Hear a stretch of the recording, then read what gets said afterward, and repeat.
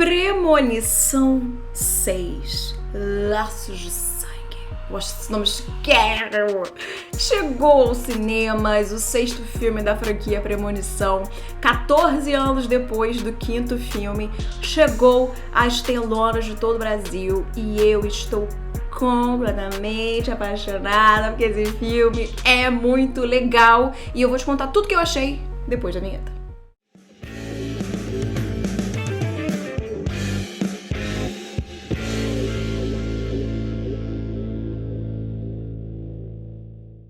Premonição 6 conta a história da Stephanie, não eu, outra Stephanie, a Stephanie Reyes, que tá ali na faculdade, mas ela tá tendo problemas pra estudar porque ela não consegue dormir. E por que ela não consegue dormir? Porque ela está sonhando, na verdade, tendo pesadelos com a sua avó, a Iris, que na década de 60 conseguiu desafiar a morte e salvou milhares de pessoas, talvez não milhares, mas centenas de pessoas de morrer em um acidente num restaurante que tinha acabado de ser aberto, o Skyview.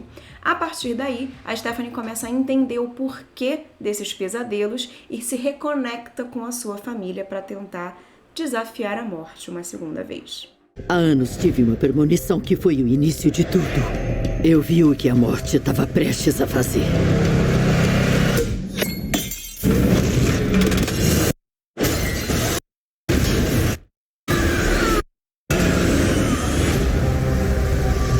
A saga Premonição completa 25 anos esse ano. O primeiro foi lançado exatamente no ano 2000, onde a gente acompanhou a história do Alex, que entrou num avião indo para Paris com seus coleguinhas da escola e de repente ele tem a premonição de que aquele avião vai explodir e consegue salvar a si mesmo e mais uma galerinha ali pouca.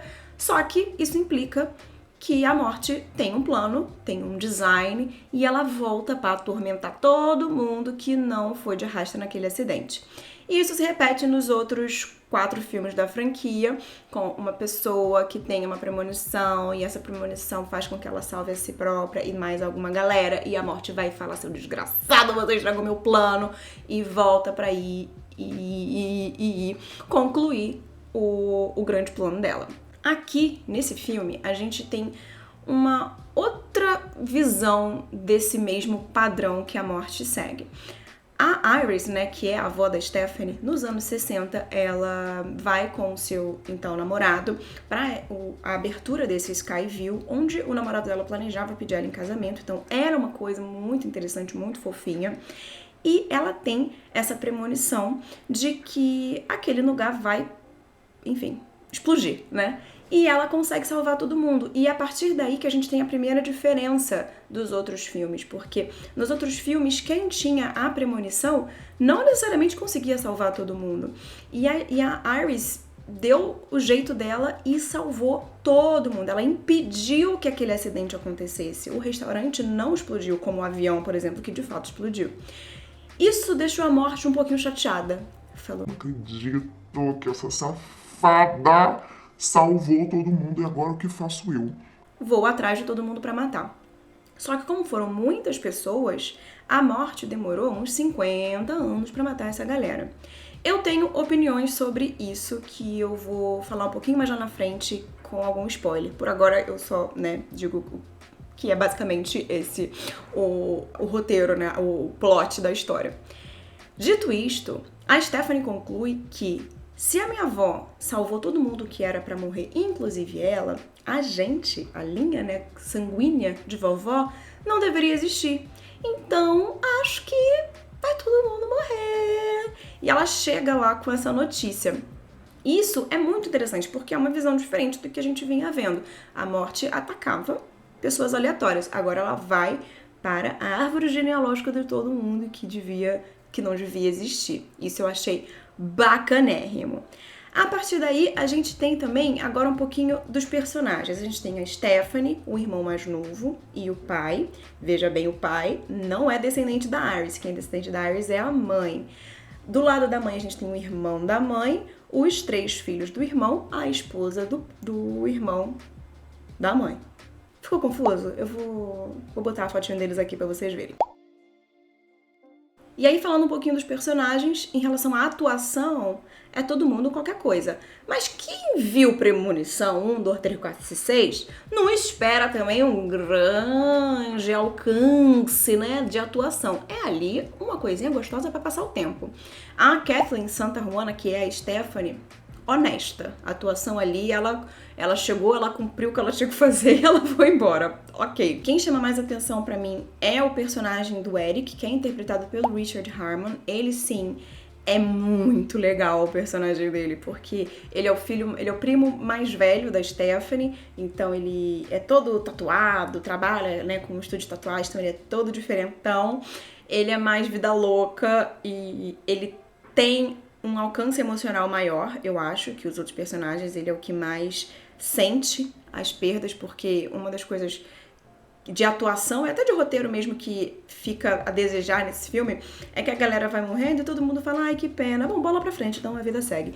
A galera não sofre, e esse cara, ele sofre com alguma das mortes, então ele tem essa profundidade um pouquinho maior que os outros, e ele entrega carisma, e ele entrega comédia, e as cenas com ele são todas incríveis. Então, pra mim, ele é o que mais vale a pena destacar como grande atuação de Premonição 6.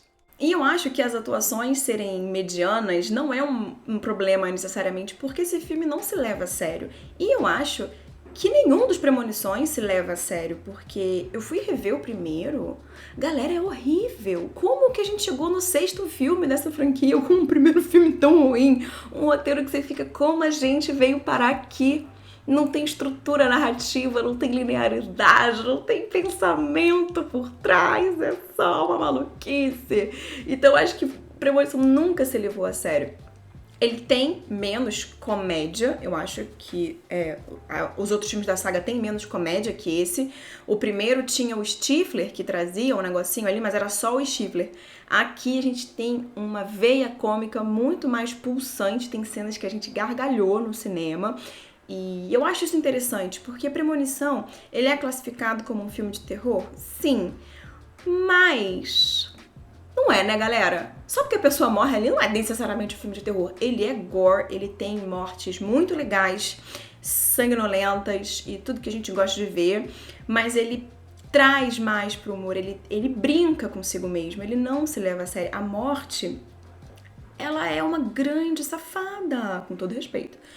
Ela vai fazendo o seu joguinho de dominó, ela vai brincando com a presa, ela sabe que ela vai conseguir, ela deixa as pessoas rodando igual um espírito tonto pra se defender dela, mas ela é iminente, né, gente? Não tem o que fazer. Então esse filme traz esse frescor de uma nova história, de novos personagens com essa coisa mais humorística. A trilha sonora é um grande ponto do filme, porque nos outros tinha, tipo, tava tocando na rádio quando a menina do segundo filme, naquela cena marcante do caminhão da Tora que mata todo mundo, tava tocando Highway to Hell.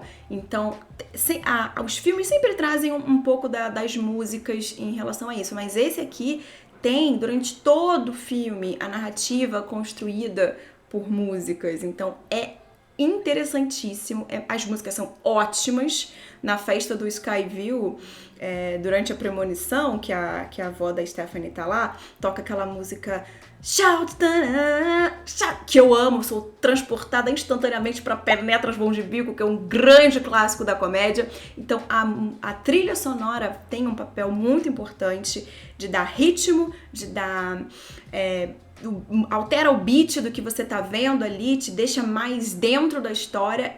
Gente, eu virei fanzaça de Premonição 6, Laços de Sangue, que é um filmaço de comédia quase, que te entretém, não te entrega grandes enredos, mas te entrega uma história que, assim, coesa, sabe?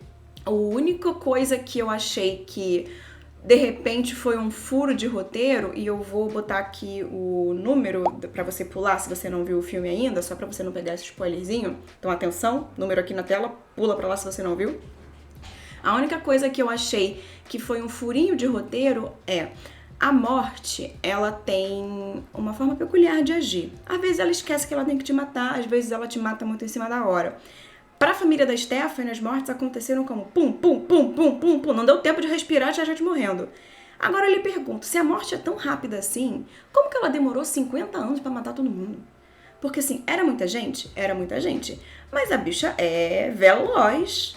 Ela ia e matava todo mundo. Como é que deu tempo da galera fazer família? Porque aí realmente, se você faz uma família, aí demora um pouquinho mais de tempo. Demanda da morte, que de repente não é um CLT, de repente não tem banco de horas, pra ir matando todo mundo. Então assim, com que velocidade a morte matou todo mundo que demorou 50 anos? Que a galera esperou legal, sabe? Pra chegar na família da Stephanie. Óbvio que a avó da Stephanie começou a ficar trilili da cabeça e criou ali aquela casa que pra mim era uma death trap, pra mim era uma armadilha pra si própria, não sei como a morte não tirou vantagem daquilo, mas ela demorou anos ali construindo um casulo pra ela se proteger, e isso fez com que a família dela sobrevivesse por mais tempo. Mas como a morte demorou pra chegar na avó da Stephanie é o grande furo pra mim dessa história. E durante os outros filmes da franquia, todos eram muito conectados. Quando você vai pro segundo filme, eles veem notícias do voo 180, que foi o estopim do primeiro filme. Ela encontra com a Clear, que é a menina do primeiro filme. Aí no terceiro filme você vê a matéria que saiu da morte do filme. Tudo era muito no mesmo universo. Aí você pergunta, mas poxa vida, por que a avó da Stephanie fez isso em 1960? Ou seja, essa premonição, ela data de muito antes. Por que ninguém comentou sobre isso antes? Porque simplesmente não teve acidente. Então a avó da Stephanie conseguiu salvar todas essas pessoas, então não teve um acidente para que as pessoas pudessem ter acesso a esse tipo de premonição. Já o voo 180 teve. Ok, então esse filme ele é um pouco à parte dos outros, ele não tem conexão com as outras histórias, exceto pela belíssima homenagem feita ao ator Tony Todd, que é o William Bloodworth, que faleceu em novembro do ano passado, e ele meio que era o bastião da saga Premonição, né? Ele tava sempre ali fazendo as suas aparições, ajudando ou deixando as pessoas mais malucas ainda, falando, olha, a morte age dessa forma, se você fizer tal coisa, de repente você consegue escapar. Eu conheci uma pessoa que escapou. Ele sempre fazia essa aparição. E com esse filme não é diferente, ele também aparece aqui no seu último personagem, se despedindo, basicamente, do William e de todos nós. E foi uma cena muito legal e acho que ele foi muito bem homenageado e deixou ali o seu legado no mundo do terror. Ele também fez Candyman, então ele é um rosto muito conhecido do terror e ficou aí a homenagem pra ele, muito linda.